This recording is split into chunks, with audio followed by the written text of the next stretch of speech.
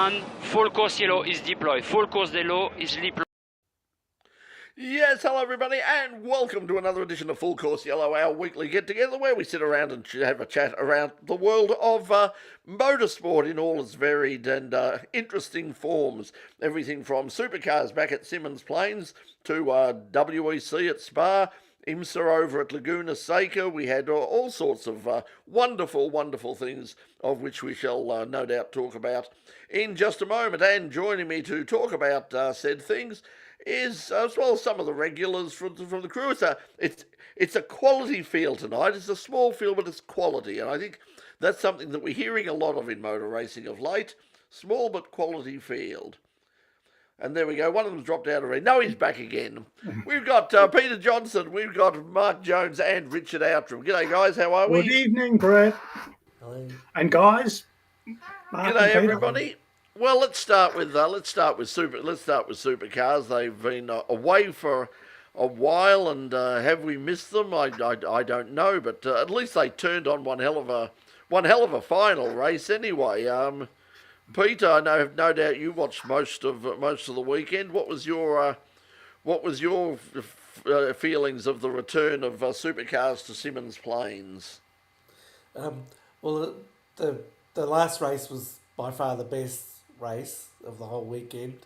I thought some of the penalties were a little bit inconsistent. I thought even though Chaz Mostert was a lap down on Sunday, and even the one he got a penalty on Saturday, which I thought was a bit, soft, because he didn't really run the car completely off the track. He only ran it slightly. But the second penalty that he got for he didn't the Premier car when he punted Chaz Mostert off.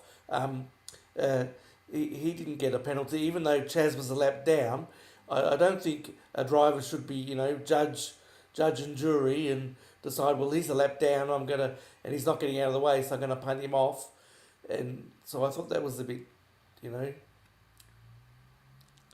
Yeah, I didn't. I saw the last race. I saw bits of the first race. As we've said before, it's becoming. This is a problem for motorsport in general, and sport in particular. Is that we're so time poor now. I mean, I just didn't have time to sit there through the whole weekend and watch the rest of it. Mark, what were your impressions of the weekend? You are on mute, Mark. He is now giving the universal, oh shit, I'm on mute. Yeah. There we go. There. No, I thought I've always loved Symmons Plains. I'm half Tasmanian on my father's side. I loved the opportunity to go to the track on a couple of occasions, it was and Brock Feeney back to form. The Brock Star was well and truly out front and convincingly better than than his teammate and former championship leader now, Will Brown. There was some fascinating goings on, not just in the Peter was talking about with the penalties there we applied to Chaz and to others on a couple of occasions. Also, skid blocks. Who thought?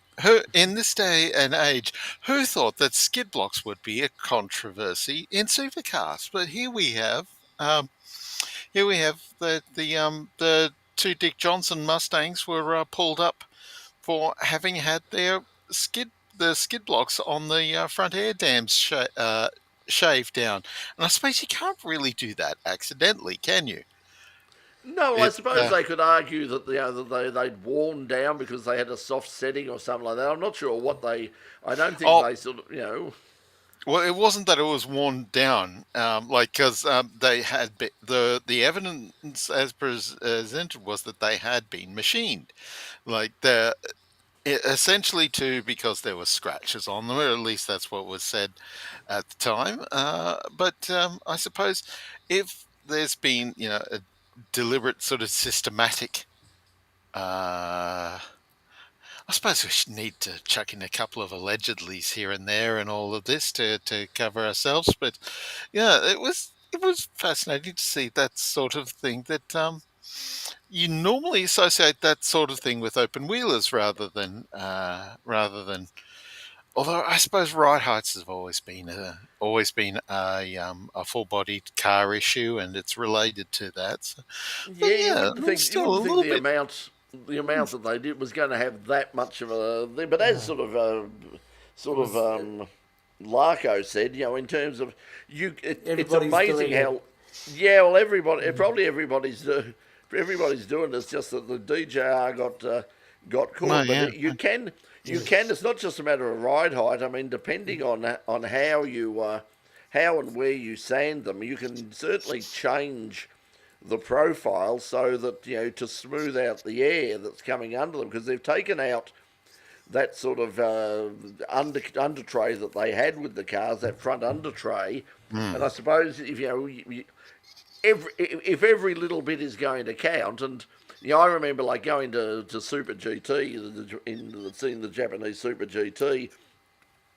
You're having a close up look. There were tiny little winglets and flips that were like the size, less than the size of a matchbox, but apparently they all made a huge difference. So it doesn't take much, but Yeah. yeah. And anyway, that's they got caught at it. So who knows what happens in the future? Perhaps everybody else will now go, oh, okay, we'd better be careful. We either better do it better so it's not as obvious, or we don't do it at all. And Or maybe sorry, go, Pete. ironically, it was the shorter race where fuel became an issue for Bryce Fullwood. They didn't fill up the car enough, whereas they were worried about the long race and the fuel, but it was a short race that fuel became an issue for one of the drivers. Well, yeah. Well, you can get the numbers wrong or judge it too finely at any race distance, really.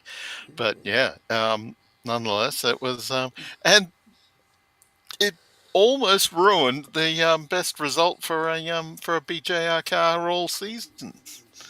Yeah, well, it's interesting. The BJR have come out BJR today and basically said that the new friendliness with Walkinshaw Andretti United has helped them considerably, because of course it was announced that BJR are going to be, as was widely predicted, we talked about last week, that they are now going to be the second Toyota team, and the second Toyota team with 4 cars. So we're going to have 6 cars, six Toyotas on the grid next year, which is probably a good thing for the series. So you'll have a good lineup, there, and it'll be interesting to see if anybody, any perhaps the Ford teams jump off and switch over to General Motors now, seeing that they've got probably some room to play around in. But some drivers were rumbling about. Making rumbles about, gee, the Chev engines are better than ours. Some of the Ford drivers were. Tom Randall was very judicious, wasn't he? In that that was in the first race, I think, on Saturday, where he said, "Oh yeah, this Chevrolet engine's pretty good, isn't it?" Yeah, well, I mean, I suppose is a good time as any to start doing the lobbying before Bathurst comes around, and make sure, like if you get in early, don't leave it to the last minute, and hopefully get some concessions of some sort. Gripe early and gripe often. Yeah, so the noisy cog gets the oil or whatever it is, noisy wheel Squeaky gets the grease. gets oiled first. That's the one. Hey, let's welcome a few people to the show again. Phil is with us again, doing some editing of the picks up at Winton.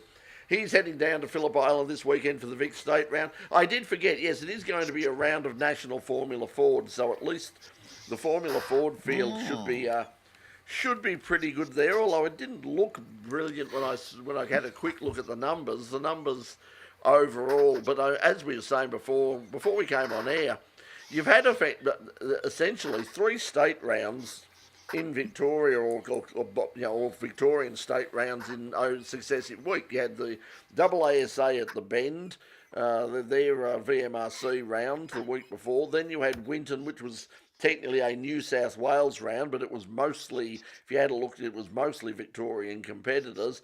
And now you've got the CAMS Victorian State Circuit Racing Series coming up, and it's the some of the smallest fields I've ever seen. They've actually combined improved production, sports sedans and sports cars together. And I think even by doing that, they've still only got about 8 cars, of which probably 6 are Porsches. And there's a couple. I think there's an improved production Commodore at this stage, and possibly one of the sports sedans might have been an RX-7 or something. Didn't have it, but it was a very, very small field. So yeah, but the National Formula Ford, they should turn on a good a good race at the island, and it's looking like the weather's going to be surprisingly good for this time of year. So anyway, so good on. So thanks to Phil. Somebody who also I don't know whether he'll be down there or whether he's doing some other meetings, because he's seems to be working every week at a track somewhere. Paul Van Den Acker is back there saying good evening. We got Mark Russell joining us again, and apparently, I don't know whether you were there, Mark, but he said Morgan Park was awesome.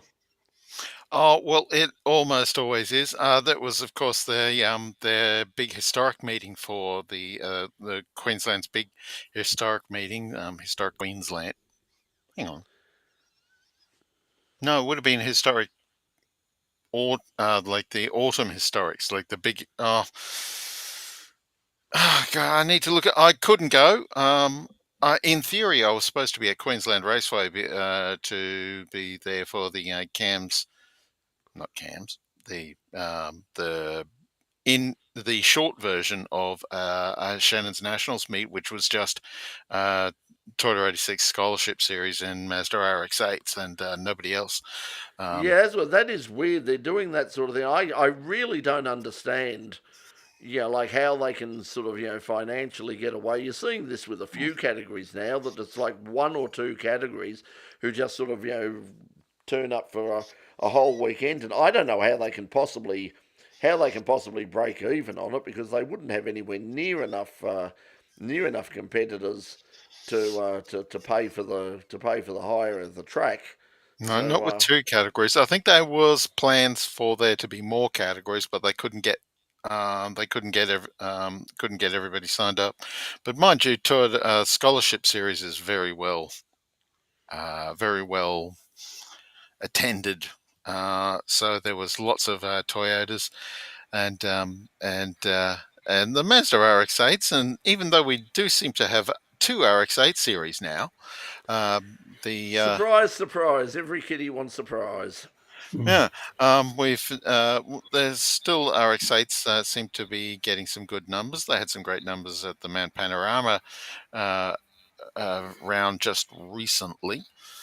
Not completely across the but yeah, the Morgan Park Historics weekend just gone. We had the that also included the annual trip to Queensland for heritage touring cars, and always a crowd puller. The very fine people of groups C and A. I must I say, haven't seen the results for them. we talked about last week in terms of the crowd down at Symmons Plains, and which was bigger, sort of the crowd for Baskerville and the crowd for Symmons. Symmons, they're sort of more spread out, but I have to say, looking on both Saturday and Sunday, the crowd for the Baskerville Historic looked considerably larger from last year than the crowd we got at Symmons. It was there's a bit of an argument. You can hide a crowd at Symmons quite easily, because the majority of the crowd are behind the cameras on the run from turn 1 to turn 4. So if you don't turn the cameras around to look at them, then you don't really. It was easy to get an indication of a crowd at Symmons Plains when the pit complex was inside the circuit, but that's a couple of decades now since it was moved to the outside of the circuit. So so you get half the crowd are either behind the cameras, or they're lost in the the pit buildings that are also in a part of the circuit that the cameras aren't really pointing at. I guess I'm taking a long way of saying that. Yeah, that.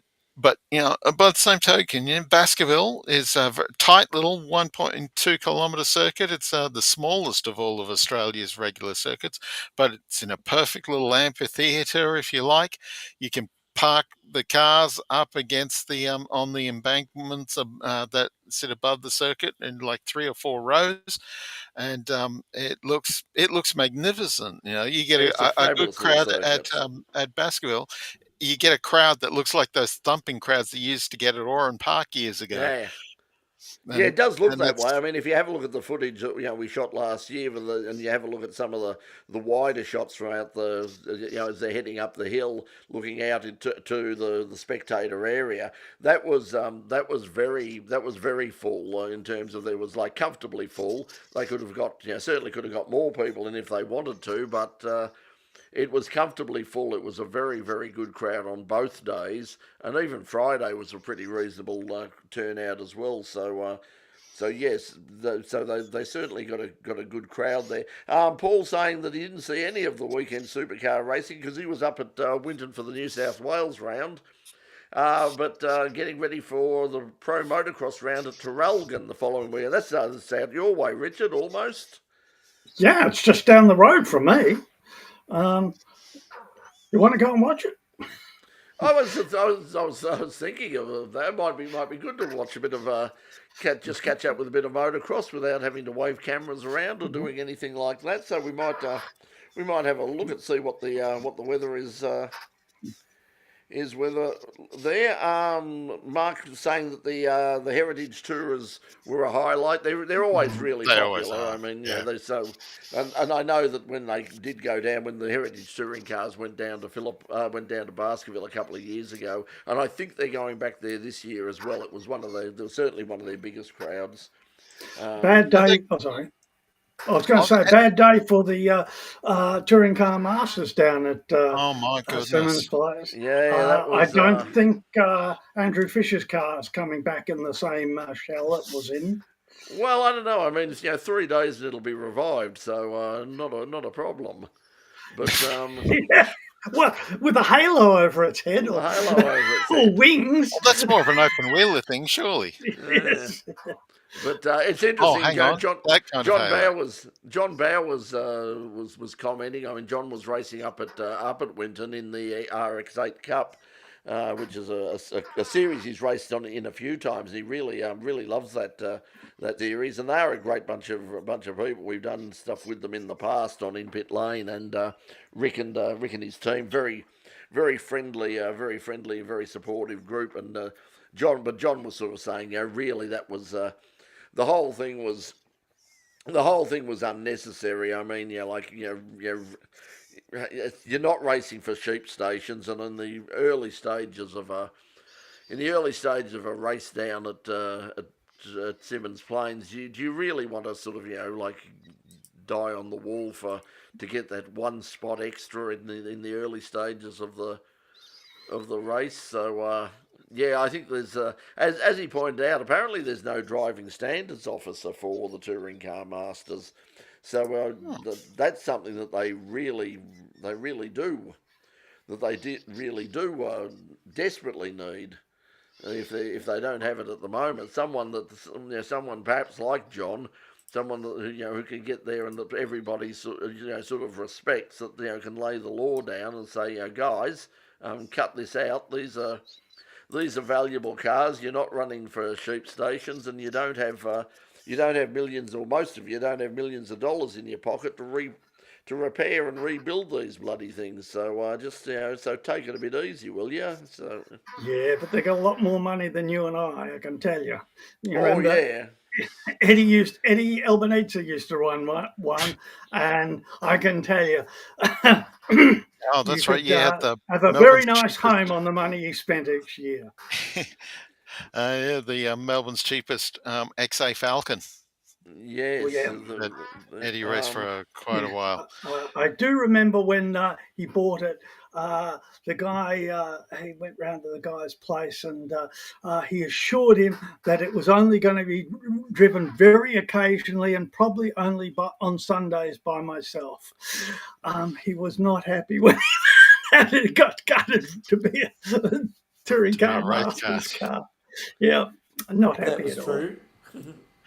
Yeah, Mark saying, wasn't Jim Richards once in charge? Yeah, I seem to recall that Jim had something. I mean, because Jim, of course, raced heavily and was very successful in touring car masters with his first with his Falcon and then later with the Javelin that he briefly raced, but successful with both those cars. But Jim's sort of well and truly out of that stuff nowadays. But John, Well, I think would Group A cars now, like a BMW and Nissan Skyline. Yeah, no. So Steve and Clay sort of both Yeah. regularly get behind the wheel of those cars and take them out. I caught up with Jim at Phillip Island at the Historics, and he was in good form. I'd heard that he hadn't been all that well, but he certainly seemed in good form and very bright and brisk when I was speaking to him out there. So it's good to see. Just a bit of a shout out of the we made mention of the Touring Car Masters up at Morgan Park. A shout out to Adrian Alessi, who won all three of his races in his Holden Commodore, with David Toe in the little BMW. Following him across the line, less than a second both time in both of the two longer races.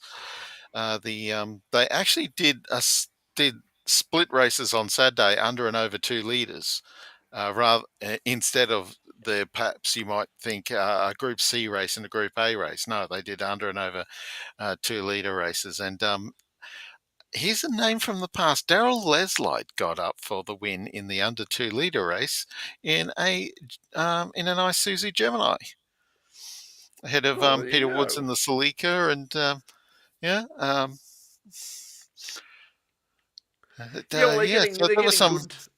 They got there was 20 cars, I think, all told.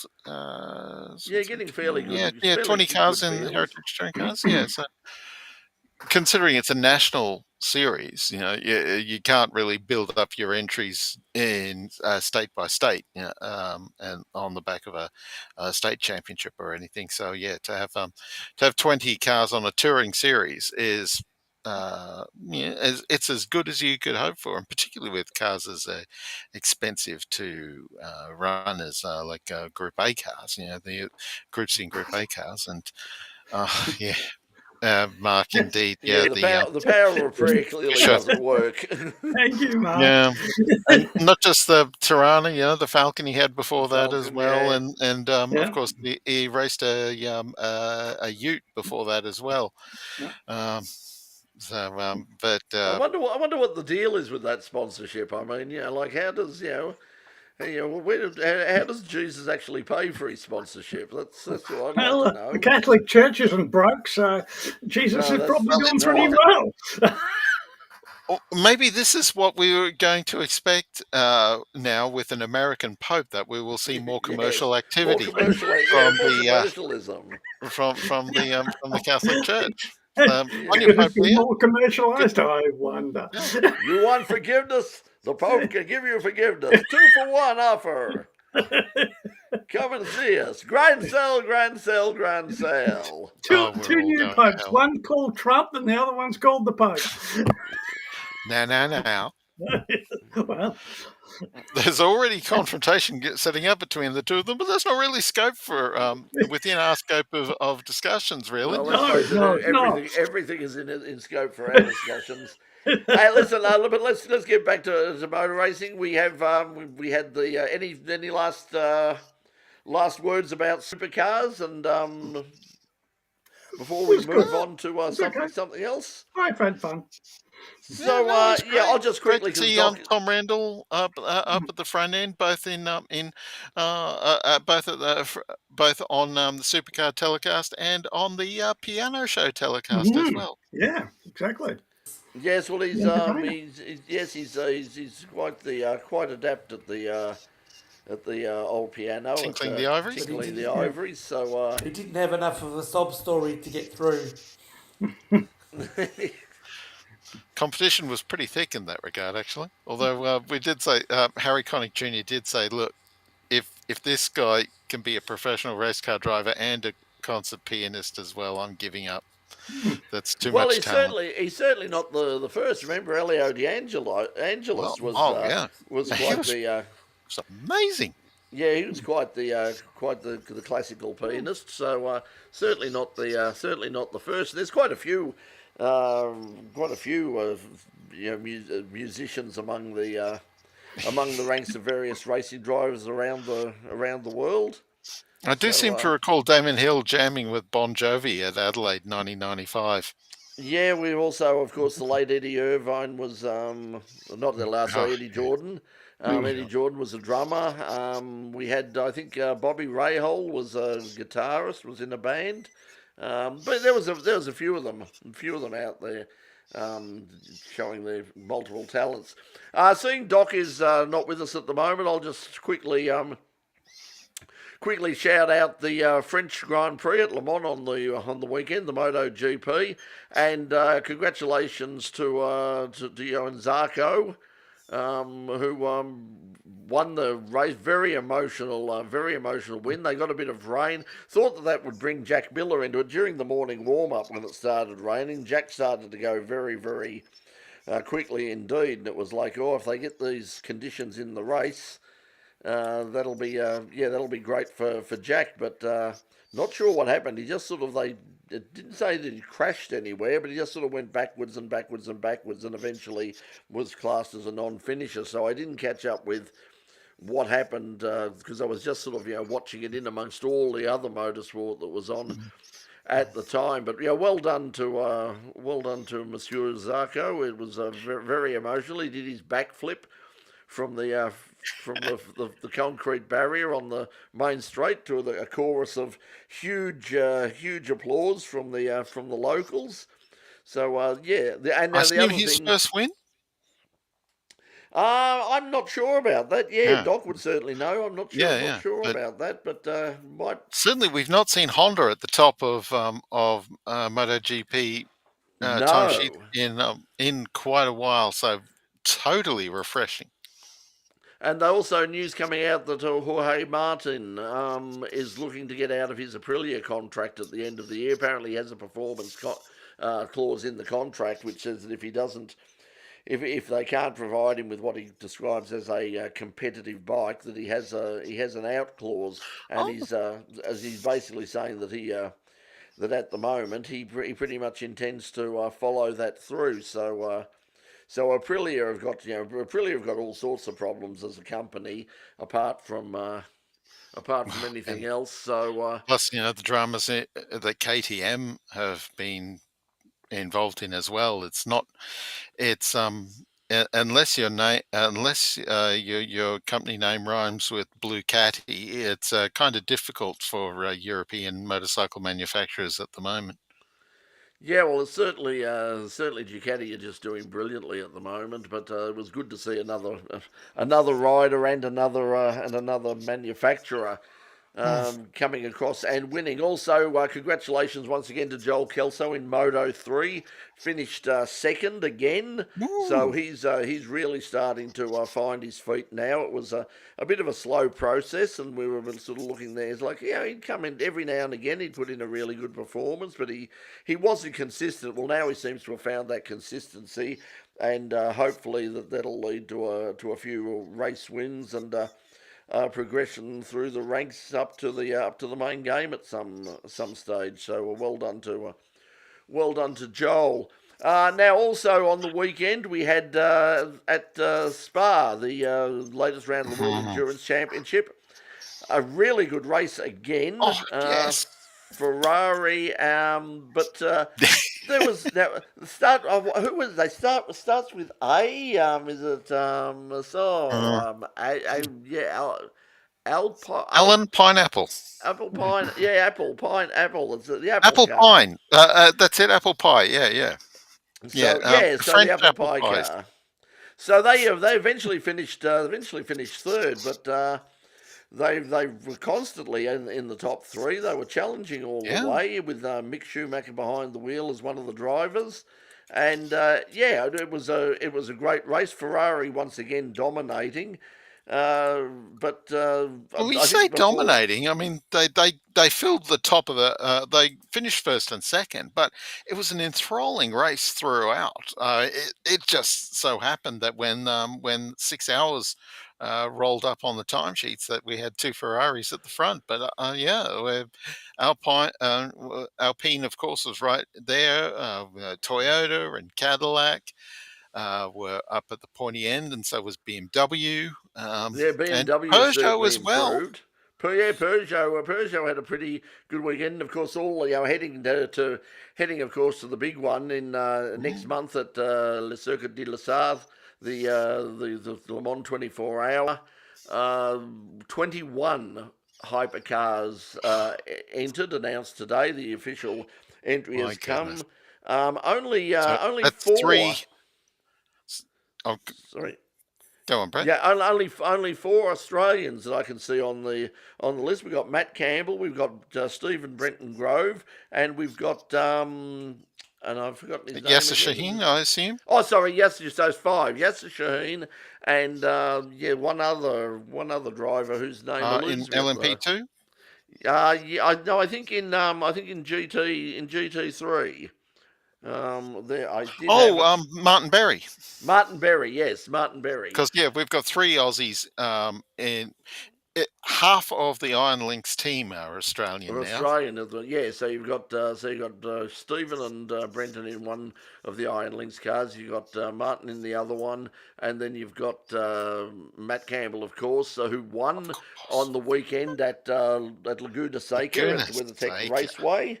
And that was another good race. Penske Porsche would be very, very happy that they're at least doing well there. The only sad thing, but I mean they were the second slowest team at Spa. Only the Aston Martins were slower.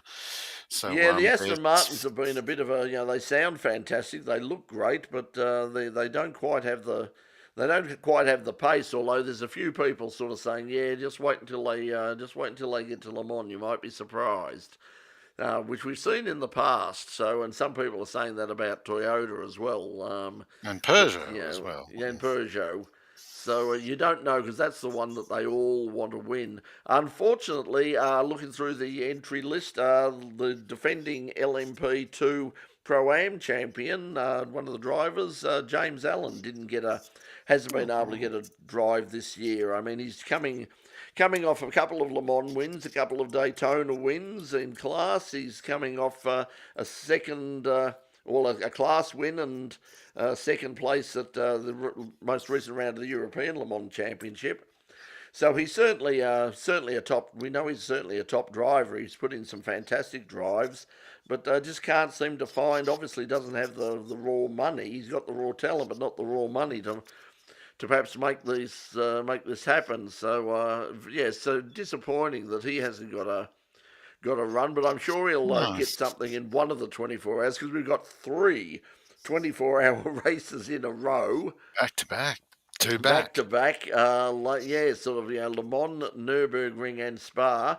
The Spa press conference is just happening basically as we speak, where they're making their announcements, and there's huge fields for that, and there's always huge fields for Nürburgring. So 70 odd and 100 odd respectively for both races. Yeah, well, they had for, I think, for the weekend for NLS3, I think there was something like 120 entries for the Nürburgring. So all those people who say, there's the death of class racing and too much of a difference between the speed difference between the cars, and Yeah, they Yeah, 136 cars at 130. Wow. at the Nürburgring race just gone on the weekend, in which we saw for the it was round 3 of the Nürburgring Langstrecke series, and it was a third consecutive victory for Porsche. Different team though. The first 2 rounds were won by the Falcon team, but it was Grello from Manthey Racing who got up for the win uh, on the weekend just gone. Arnchen Guven, the Turkish racer who's been impressing and was one of the stars that we saw firsthand. Was one of Matt Campbell's co-drivers to victory in last year's Bathurst 12-hour, and Thomas Preining, the Austrian racer, the driver driving the Grello Porsche.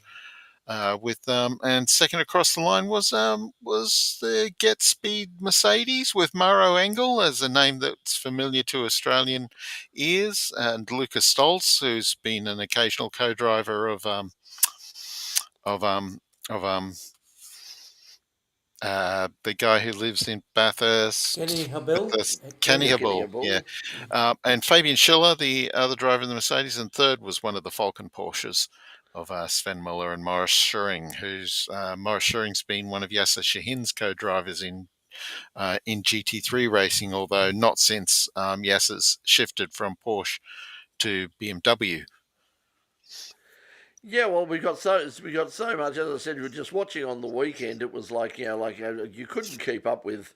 You just couldn't keep up with everything. It was like I had other things to do during the day, so I didn't see British as touring much cars. of the British touring cars. That's the thing. They're continuing with that. I thought it was a one-off, but no, they had the second round of the British Touring Car Championship was live on YouTube. So if you want to catch up with the British Touring Car Championship, it looks like that's going to be also televised live every round, which was great news. 3 different race winners as well, so that was fascinating, including I think the first Filipino driver to win in BTCC, and Daryl De Leon. I don't know if he's won last year at all, but yeah. So it's fascinating results everywhere. And With Jake Hill and Charles Rainford winning the other 2 races. Speaking of, just quickly while I remember it, because it's just popped into my mind, speaking of YouTube and things to watch, coming up this weekend during our night time, during prime time, will be the first round of the European Drag Racing Championships from Santa Pod.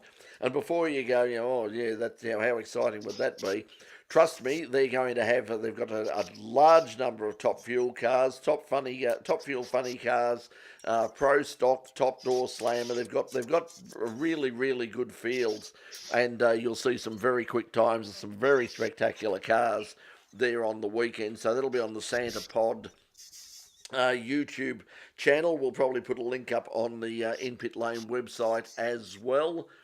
So yeah, Formula so One. Got, Formula One will be back without Jack Doohan, of course, and at Imola, and now they're starting to, as we said before, they are starting to rate Oscar Piastri. Although I did see another British commentator who was just absolutely, whose name escapes me at the moment, but he was just gobsmacked at how incredibly lucky Oscar Piastri has been, because it's quite clear he's not in the same league as Lando Norris, but he just, poor Lando has had so much bad luck, but but it'll all change around very soon. Don't worry about it. It'll even out, and Lando will get his rightful place as right up the front where he should be. Where he should be, because he's clearly the best driver by far. And reading and hearing things coming from Lando, I think not only is Oscar getting into his head, but I think Max is too. A little bit. Yeah, I'm sure that Max is quite happily sort of sowing seeds of division within the team, and doesn't mind a mind game or two. No, he certainly doesn't. So some of the other drivers. Somebody just said recently, one of the I think it might have been Sergio Perez who's come out and basically said what we've been saying is that he just says that I just don't think that at the moment mentally that his head's in the right space as far as Lando's concerned, and he said that he said as far as he's concerned, McLaren have their number 1 and 2 drivers, and Oscar is definitely the number 1 just because of his because he is so focused and so mature in the way he's approaching this, compared with Lando, who is sort of falling apart at the seams a little bit. It seems that every time there's a problem, it's a big problem. But And just so, go, Peter. no, you go. It's all right. You go. I was just going to say that it's Lando might be falling apart, but he's still on 115 points. In second place in the World Championship. Yeah. So I'm sure that there's another 17 drivers at least who would prefer to be falling apart. It seems like Lando is, and that's like the situation that Red Bull was in last year, compared to McLaren having two similar drivers who are running first and second. That's a good thing for McLaren for the Constructors' Championship. And I just want to say the FIA president is up for re-election, so he's been populist when he's coming out with things like he wants to rethink the cost cap because it's not very popular amongst some teams, and also the swearing rules. I think he's just been populist because he's up for re-election. And yeah, I can't see him losing it because, as has been pointed out, the thing with the FIA presidency of the FIA is it's not just the motor. The motorsport is actually a very, very small part of that. It's all things like the RACV and the RACQ and NRMA and those sorts of, and caravan and camping organisations, all sorts of little things who don't really care a damn about what happens in the world of motorsport and Formula One in particular. They just like to, especially the smaller sort of countries, just like to get their power and like to get their slice of the pie. So he's very good at that sort of thing, and there's certainly lots of Middle Eastern money behind him to keep him in power. It's a bit like the situation in cricket with India. They've just announced today that the next president of the International Cricket Council will be the guy who happens to be in charge of all the broadcasting of the IPL in India, and he's coming up with some really good ideas, like why are we even having Test cricket? Let's just have 12 months of IPL. It's the best in the world. Just everything should be IPL. We'll run everything. Don't worry about it. Mark pointing out as well, I don't know if people saw this, there's a good article, Chris Lambden sort of explains it in the latest digital copy of Auto Action, but it's also out in other places as well. There's been a thesis, a university thesis, from somebody who actually used to work for McLaren, who's pointing out why he believes that the McLarens are so good with their tyres and so good at keeping them at just the right temperature, and he believes it's sort of I think you could call them sort of shape-shifting metals. And if you might have seen it, you can have a look at on YouTube. You might have seen it where there'll be just a bit of wire, and you drop it into a cold glass of water or a hot glass of water or something, and suddenly it turns into a spring or it turns back into something. It's got sort of a memory in it, and once it gets to a certain temperature, it reverts to that memory. And what they're saying is that there's something within the structure of the cooling that at the start of the race it shuts down, so the tyres heat up quickly, but once they get to the optimal temperature, it opens up again, reverses the flow, and basically cools everything down. It's not illegal. It's absolutely. It's just really, really cool. Smart operation. If that's what they're doing, and that's what his theory. Like he points out that, I can't say for sure this is what they're doing, but here's my theory, and here's how it might work. And nobody at McLaren is saying, no, we're not doing that I've seen. So he might have come up to something there, in which case there's going to be a lot of teams are going to be talking to various metallurgists out there. And that's what Chris Never Lane- confirm or deny anything on your car. That's very important. yes. And if you can stand a whole row of men in front of it while you're working on it, even better. Oh, that annoys me. Well, that's the you? old Larry Perkins theory when the old Holden racing team used to do it, like it because I said to Larry, because they used to cover up their rear wing, and I said to Larry about what the hell are they hiding? It's a control article. He said, yeah. He said they pull off the thing on the start, and he said, I look over and go, setting 3. He said it takes 30 seconds to change the bloody thing if you're so inclined, and chances are you're at 30. It does remind me. This talk of memory shaped metal does remind, of course, of a Honda NSX that crashed at Bathurst one year, and the chassis rails acquired a new shape, and every time they tried to straighten it, it went back to the bench shape Original again. bench. That's memory metallurgy in action.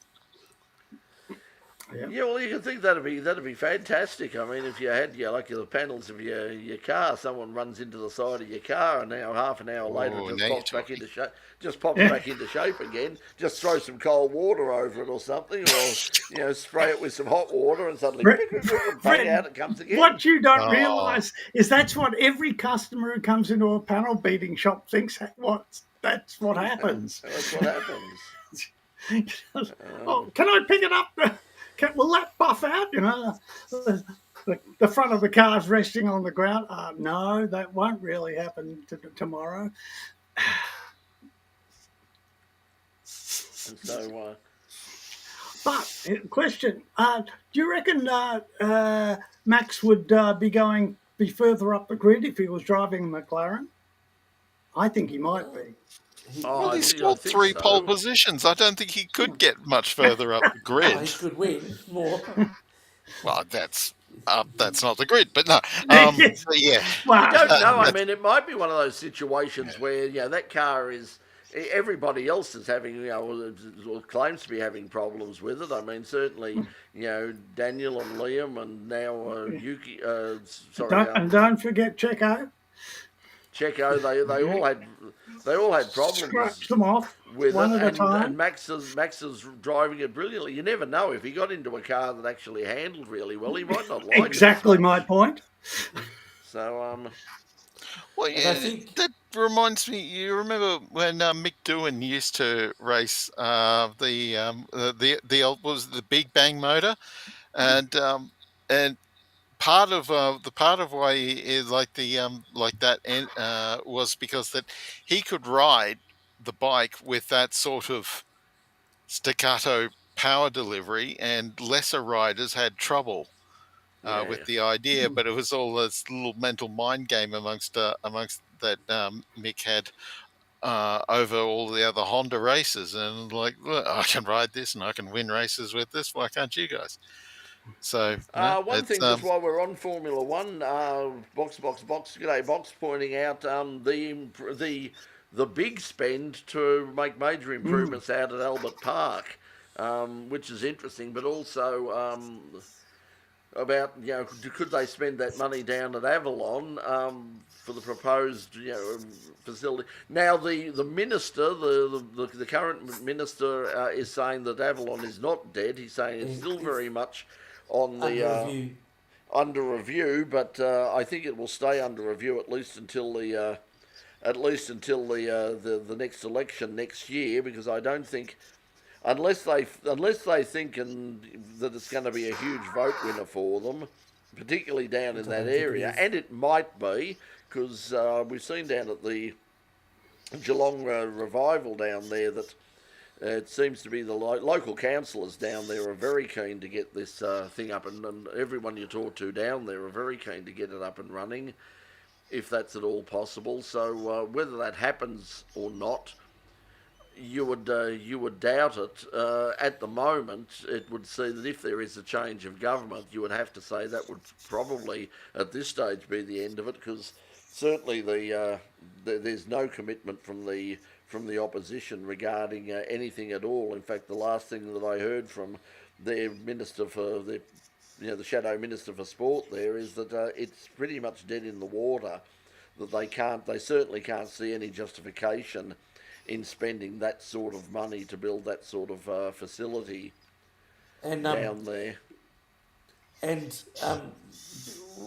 refurbishing these pit buildings and things was a condition of us keeping the contract till extending the contract till 2020, 2030, whatever it is. Yeah, And that was unless part of the they're going, deal.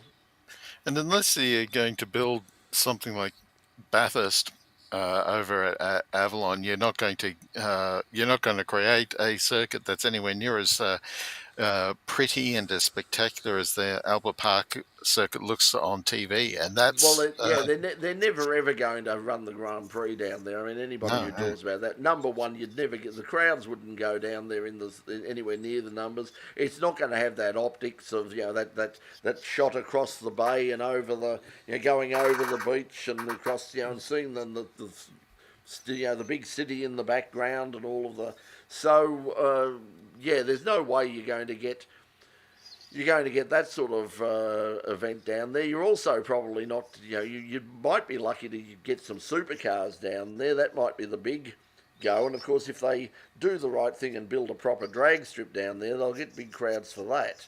But apart from that, it's going to be pretty much sort of, Shannon's level and state level and all the rest of it. Well, do you really need to spend the sort of money that, they're talking about, grandstands holding 25,000 people and all the rest of it? How many meetings are they going to hold over the course of a year where they'd get anything like 25,000 people? It could end up being like Ordos in Inner Mongolia. Yes, I was just. It'll hold 30,000, but the biggest crowd they ever had was about 3, and most of them turned up as a requirement of the corporation. But remember, you put it down at Avalon, it would have that whole, cars feel about it. Route 66, you'll have the Scotch thistles and the rocks and the wind blowing dust. Of course, you could also go to Calder and get that, but Yes. it wouldn't have as nice a grandstand. Well, that was the interesting thing that the Sam Groff, I think his name, the former tennis player who's the opposition sports spokesperson. He was out at Calder Park quite a while ago, having a bit of a tour apparently with Rodney and some of the people. That's what I've been told, at least, that he was out there having a look at the place, and they were probably getting the word like, why would we be spending all this money to build something at Avalon when you have this sitting out here only 20 minutes from the heart of the city, and it's basically spend about 45, $50 million here, and you've got the racetrack, not going to be FIA level 2 accredited, but why do we need level 2 accredited? Because who's going to race there? Well, they've got Phillip Island fulfilling that regard anyway, and that's not level 2 accredited either, because really? to get it to level 2 accreditation, they would have to make modifications that would make it less suitable for the bikes. And Lindsay and Andrew Fox have both said, they've said this is a bike track. First and foremost, this is a bike track, and yes, we do have car racing here, and they're welcome to attend it. But as far as we're concerned, this is a bike circuit. So we will make any modifications the FIM require us to do. If they happen to get in the road of what Motorsport Australia and the FIA want, then so be it. It's up to them to compromise. Box also pointing out that they need the wider pit lane and more garages because they'll have a couple of extra cars in the future as well. And so that's another thing. And apparently they're not compliant as they are at the moment. They're not compliant even now, even for what is happening now. They've not been compliant for a couple of years. Yeah, so they've obviously have to make those changes. So it's good that the government, I mean, has made that commitment. I see a lot of people going, this is a complete waste of money and time. But I mean, imagine the hue and cry if the government turned around and said, well, we're not spending a cent more on this thing. We spent enough money already, and they'll either turn up and live with what they've got, or they can take the race elsewhere. You can imagine the hue and cry that would come out then. So I think I think it's a really good thing that they are committed to the event. They're committed to it for the foreseeable future, and we'll have it to enjoy for years to come. And everybody's making out that they've just announced this. I can remember a year or two ago them saying that they were going to do this. They were going to refurbish the pits and the hospitality. Yeah, I think the thing is now they've got the definite commitment from the government saying, here's the money. The money has been put aside because they're going to announce. I think in fact it's next Tuesday that the state budget will come down, and apparently that's where the money has been put aside. It is in the budget to make sure that this is done. So and of course we do have an election next year. So let's see if it's a popular move. But anyway, quickly, I'm happy to be proven wrong next Tuesday, but I fear with Franco Colapinto we're going to get more of similar when he joins Alpine.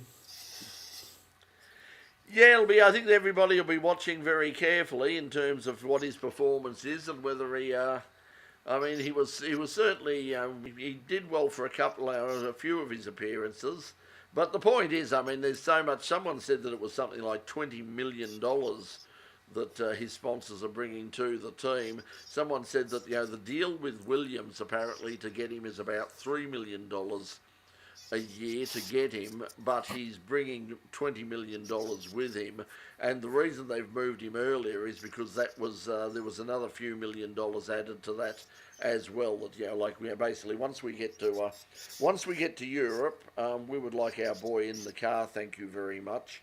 And if we've got to throw in a few extra pesos to make it happen, then so be it. Yeah, how much is deep pockets. Just got 20 million in my back pocket here. I'll go racing. Well, what was that bloke from Wilkinson thought all those years ago? He liked it so much he bought the company. Yeah. I mean, that works for the Stroll family, I suppose. Yeah, that's it. I mean, it works very well for Lance. So there. But anyway, let's see what happens. Good to say, Formula One back on the weekend at Imola. So let's see what happens. Let's see what happens there. So it'll give us something to talk about next week. Finally, Supercar will be underway as well. So that's just about the last series that has not the last international series that hasn't had a round so far. And I think Sam Shaheen is racing in that as well. So Yesser is racing at the WEC level, and Sam is going over and doing some AM work with the Carrera Super Cup, the Porsche Super Cup. So one of the Carrera Cups in Europe as well. I don't remember whether it was Italy or France that he's racing in. Yeah, they're both very big events. So anyway, let's wrap it up there. I think we've managed to finish for tonight, unless anybody's got some last minute things before we head off. Just quickly. No. Okay. Thank you, linesman. Thank you, Paul boys. We'll be back next week. If you're heading down to Phillip Island on the weekend, enjoy your time down there. I might try and get down there Saturday or Sunday. Might depend on what condition my car is in. My car is, and also my wallet. My car is going in to get looked at, and it will depend on just how much damage is done to the wallet and whether it's actually fixed in time to get me down there, because Doc is busy on the weekend doing football stuff, so he won't be down there. Okay, You could al- everybody. so, Richard. I was going to say you can always drive to my place and I'll take you down. Well, that's if I can drive that. The way the car's going at the moment, I'm lucky to get it up to the. It's why I'm not taking it. You do usually take it to Declan over at Pakenham. I don't think at the moment it's going to get to Pakenham. So Right. Well, you could drive to my place, and I could drive you down. But I Yeah. think that could be a longer. That could be a longer trip. it's a long way around. Or you could take us out to Morgan Park or QR or Lakeside or somewhere. So that'd be just as good. Even if there was no racing, it'd be just nice to see. Well, I do have some meetings coming up at QR very shortly. We've got the CAMS. CAMS. I keep saying that. The Motorsport Australia Queensland Championship rounds coming up very shortly at Queensland Raceway.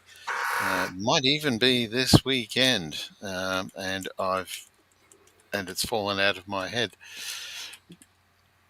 Okay, well so if that happens, we'll get an update from that as well. But we'll see you all next week. Thanks everyone for joining us. Really appreciate it. Good night. Just good to get together and have a bit of a chat. But it's now time to do whatever it is that you were planning to do with the rest of your evening, whether that's go to bed or whatever. We'll see you. We'll see you next Catch week. up with Nürburgring. Yeah, plenty of things to see. Catch you next week, everybody. Good night.